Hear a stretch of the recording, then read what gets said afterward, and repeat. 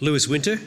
Lewis Winter is a renowned emergency management professional with a working history in both state and local government, and more recently as the adjunct lecturer in emergency management at the Charles Sturt Graduate School of Policing and Security. Lewis has been actively involved in supporting local governments recently in development of the capacity in emergency risk management, something he sees fairly important. Today, Lewis is going to share with us his experiences during his presentation called EM Planning, the Truths of Long-Term Recovery as part of the local emergency management planning. Lewis is going to challenge us to think about innovation in contemporary emergency risk management and planning. He titles his presentation provocatively as Thinking Outside the Box by Burning the Box. Perhaps you'd see that as an indicator of his previous history in prescribed burning. Please join me in welcoming Lewis.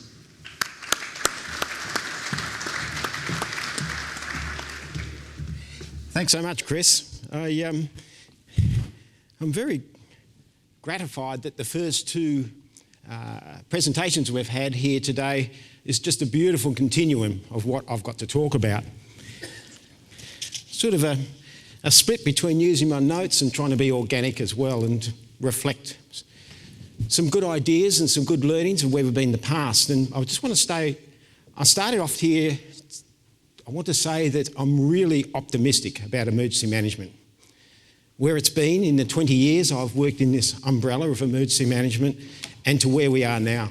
It's absolutely fantastic.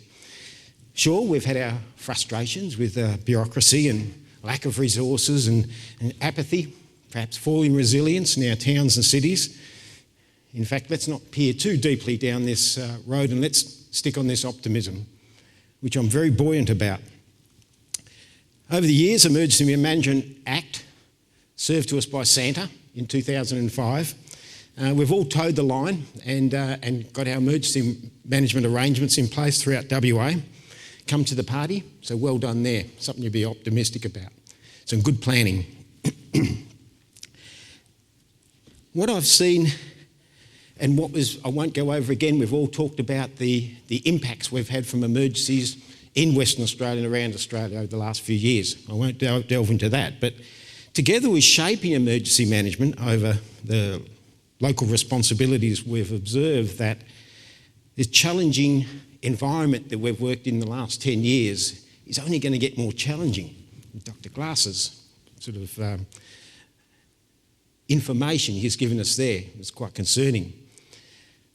But we have a renewed interest through our local government and our emergency management fraternity in local level emergency management responsibilities, making sure they're relevant and practical, highly advantageous to our organisation, our emergency management partners, support organisations, and of course the very reason we do all this is our communities.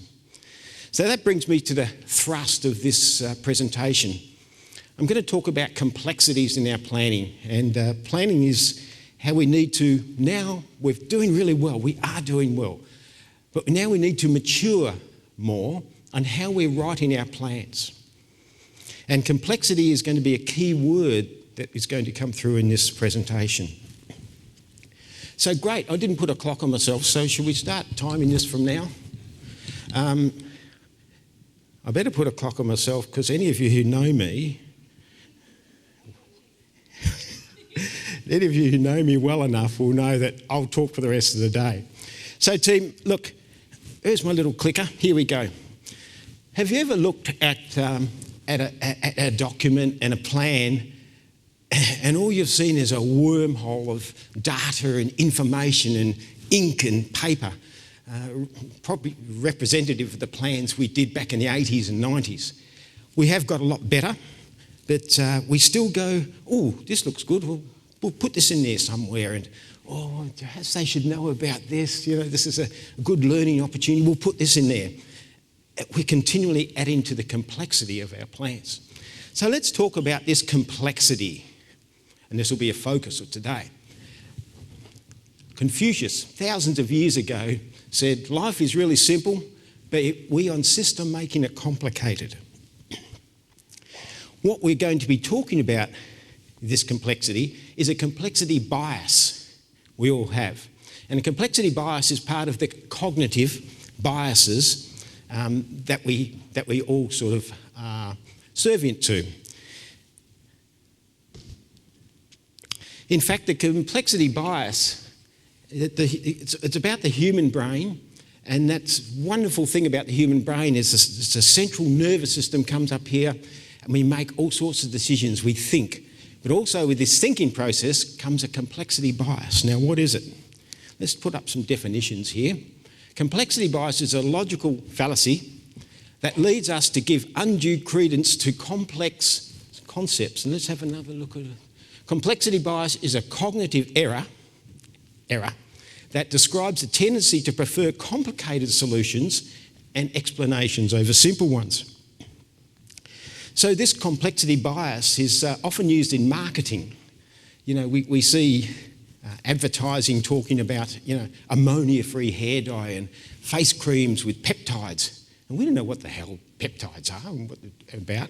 But this language often means very little to us, but we see them and imagine them to be a product that's superior to the alternatives because it's complex.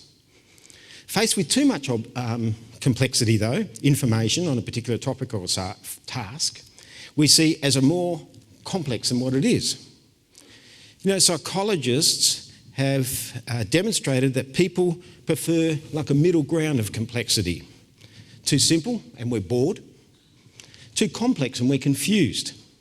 Moreover, this level of complexity we're looking at, it's a moving target, because the better expert we get at learning about a particular thing, we look for more complexity in it. So this is a real conundrum, isn't it? So let's talk about something we can counteract this complexity bias with. I think I've got one more up here. Forced with the two competing hypotheses, we're likely to choose the most complex one. And that's our human nature. This is complexity bias. But I've got an answer for all this. Complexity bias versus Occam's Razor. Now, Occam's Razor suggests that the simplest solution or explanation is usually the correct one. In today's conversation, Occam's Razor states that the simplest explanation is preferable to the one that is more complex. Simple theories are easier to verify. Simple solutions are easier to execute. It's called a razor because we can slice and dice and cut the crap out of there so that we get down to more manageable explanations and solutions. Albert Einstein, Stephen Hawking, Isaac Newton were all advocates of Occam's Razor. Don't make things more complex than what they need to be. Some people oversimplify Occam's Razor and they say that the simplest answer is always the best. Well, that's not necessarily true. The Franciscan friar, William of Occam, he suggested that we shouldn't complicate things. We shouldn't stack theory with explanation. We need it ready. So we need to pare it down and prune the excess. However, using a product that's service appears too simple, users can feel suspicious that they've been robbed of control. They know that there's a lot more going on and they don't know what it is.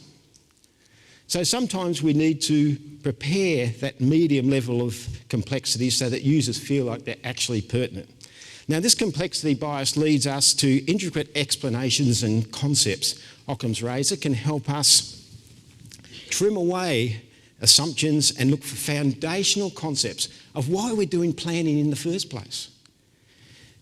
Another slide.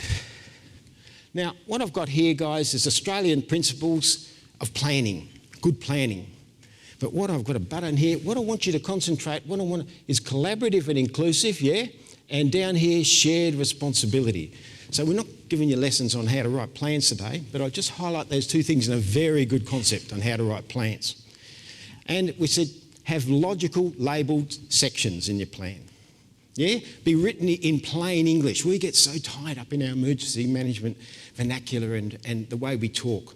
And I'll explain why in a minute. Be easily searchable. Be annexures, stand alone. Now, this comes out of your national perspective on the best plans that we can write out there. So, I'm going to switch over now, and I'm not going to give you a lecture in community disaster recovery, promise. However, I want to highlight a couple of things because now we've gone up to general planning, which is overly complex a lot of the time, and I want to talk now about recovery plan. Because recovery plan, these are the principles, and I'll just bang this up now, and these are the values of community disaster recovery. They're all about community.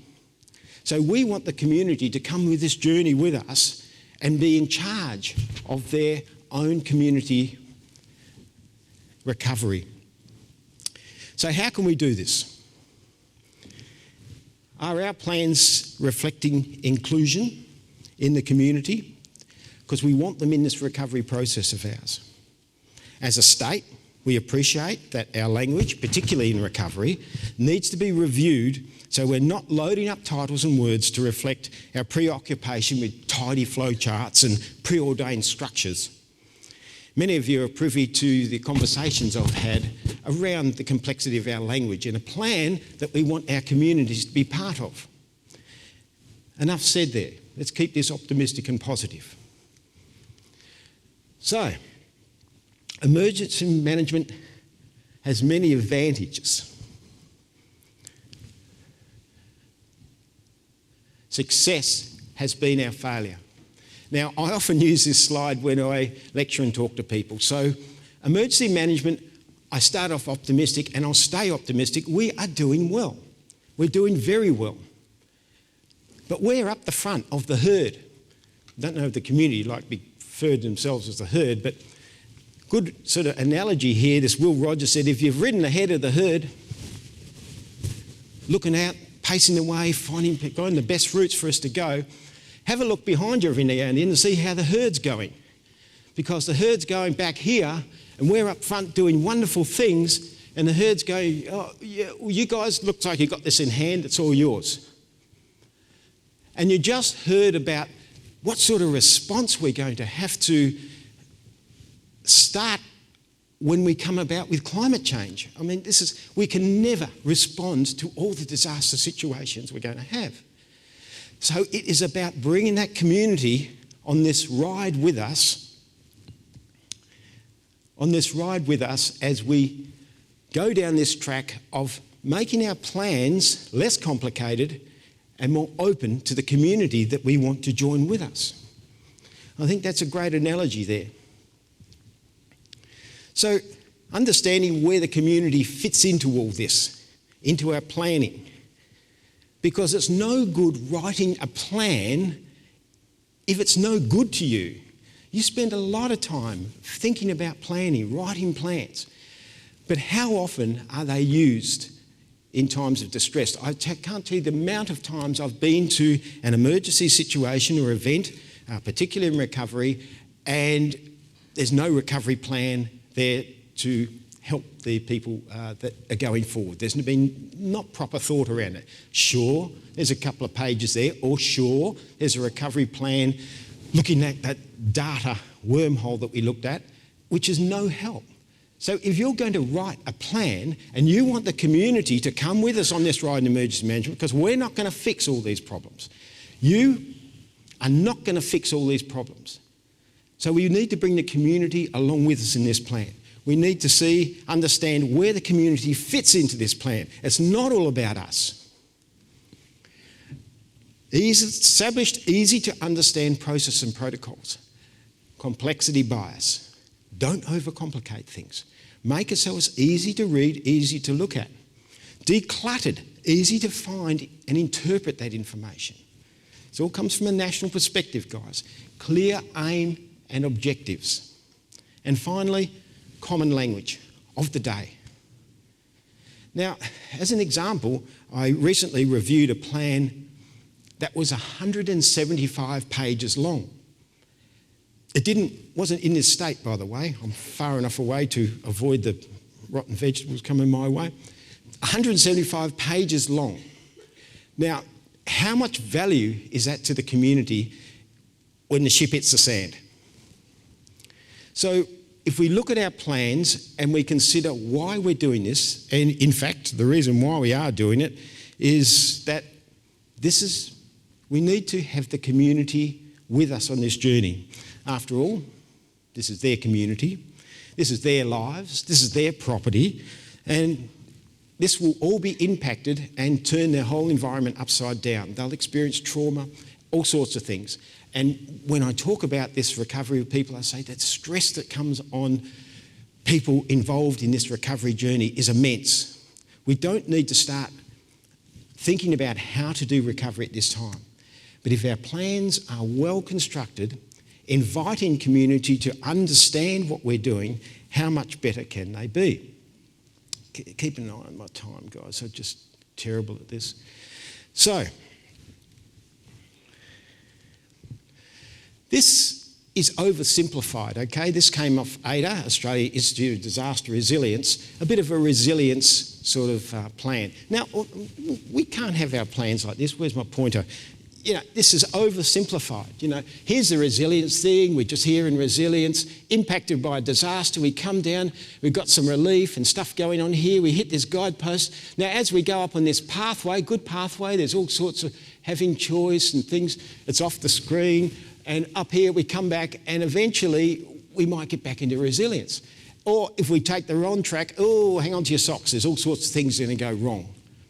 Okay, oversimplified? Perhaps, but you get my point.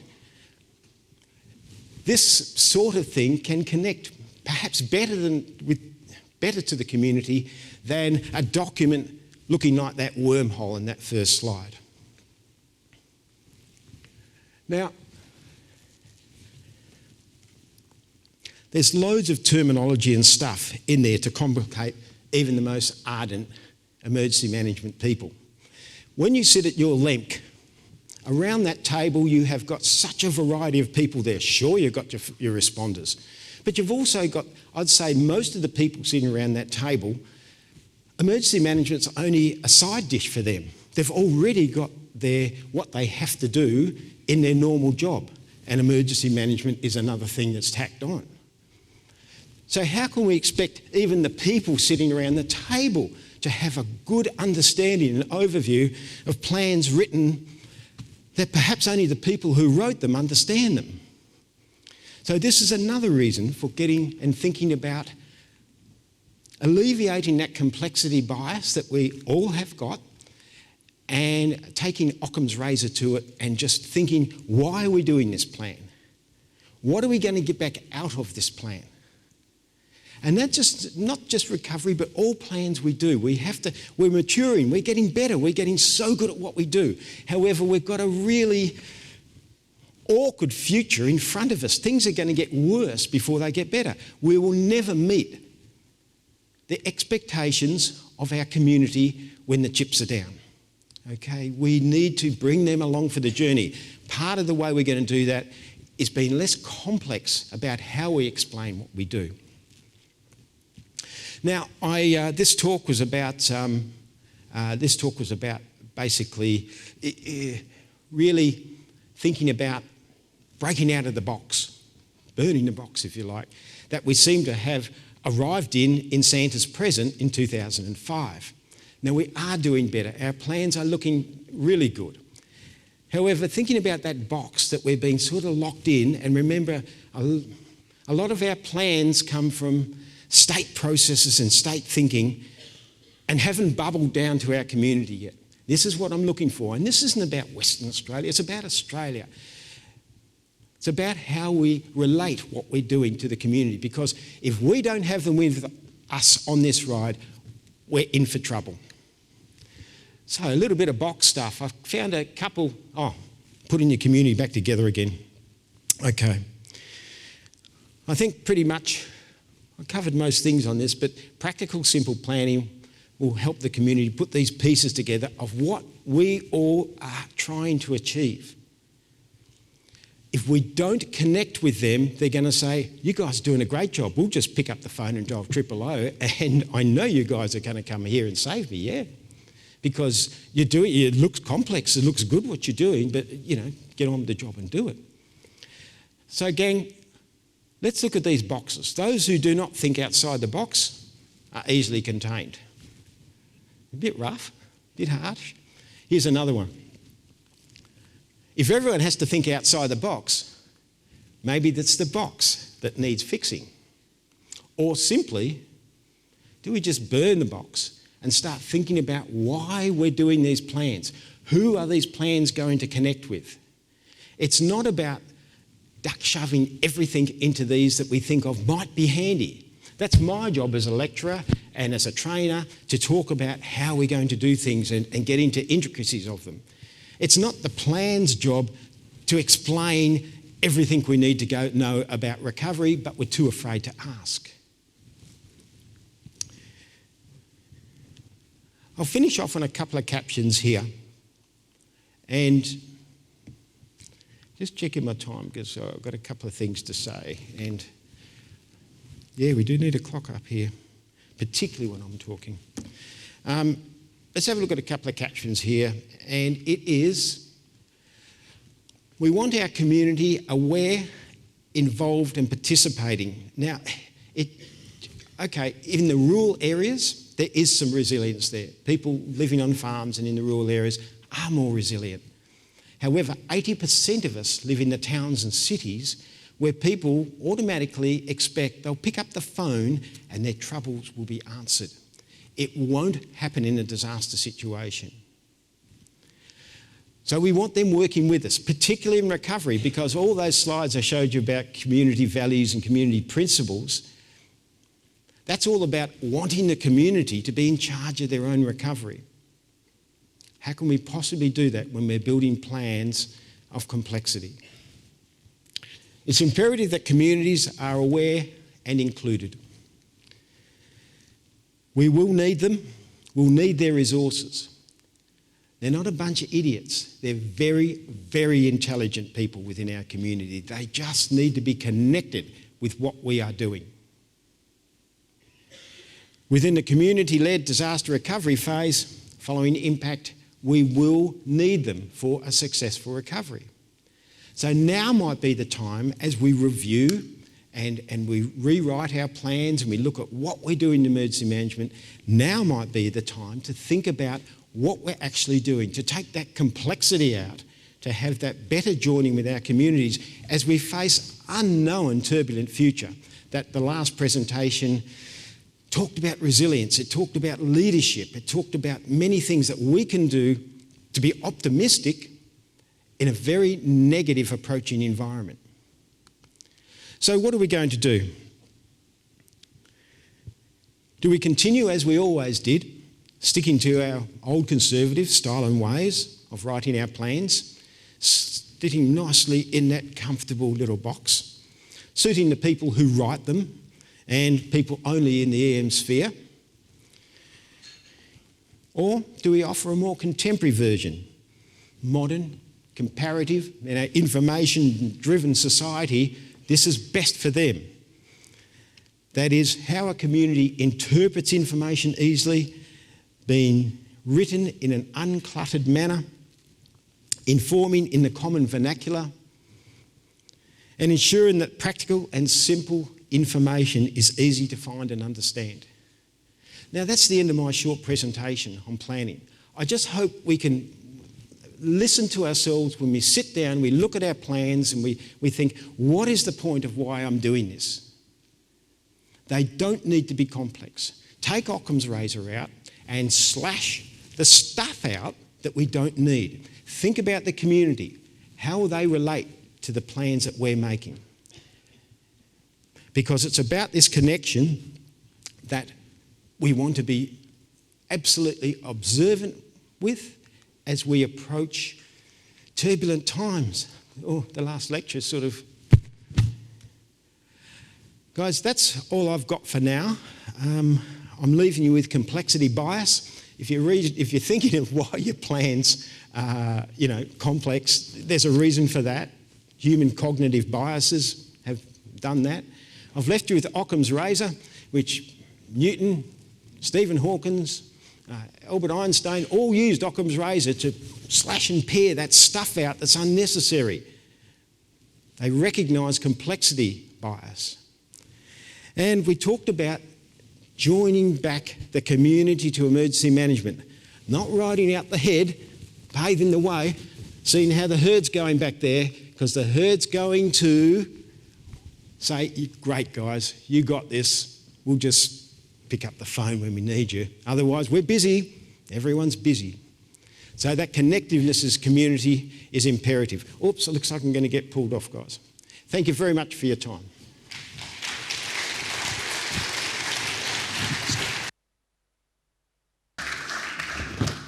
Lewis, I heard you call me a herd then. Interesting insight, especially for our local government cousins here today about our recovery and emergency management planning generally. Are there any questions for Lewis while he's here, please? Once again, you've done too well. We'll just play for a little bit because we have had people saying online that they haven't been able to get their questions in on time. Do we have any questions on? Excuse me, online, Melissa? Neil, well, ladies and gentlemen, please put your hands together to thank Lewis for his time. Thank you.